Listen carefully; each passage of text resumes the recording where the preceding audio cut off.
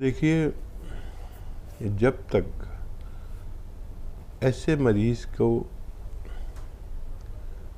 Immunity पूरी ना कर दी जाए, इम्यूनिटी तो है आपके अंदर, रोग प्रतिरोधक क्षमता जिसे कहते हैं, ये पूरी नहीं है, कम है।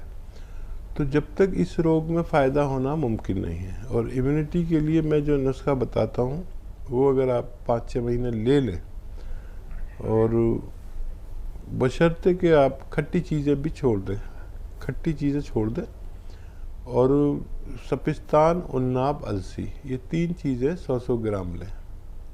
सपिस्तान, उन्नाब, अलसी 100-100 ग्राम खरीद लें, और 30 ग्राम इसमें पीपले या पीपला मूल कहते हैं, मिला दें। इनको पाउडर बनाएं, 1 चम्मच सुबह खाली पेट, निहार मुझे से कहते हैं, गर्म पानी से या चाय से ले लिया करें। और बहुत ज़्यादा परेशानी है तो रात को सोते वक्त भी ले लिया करें। अगर ये आप 5-6 महीने लगातार इस्तेमाल करते हैं और खट्टी चीज़ों से, ठंडी चीज़ों से परहेज़ करते हैं, तो आपको फ़ायदा होना मुमकिन है। जी।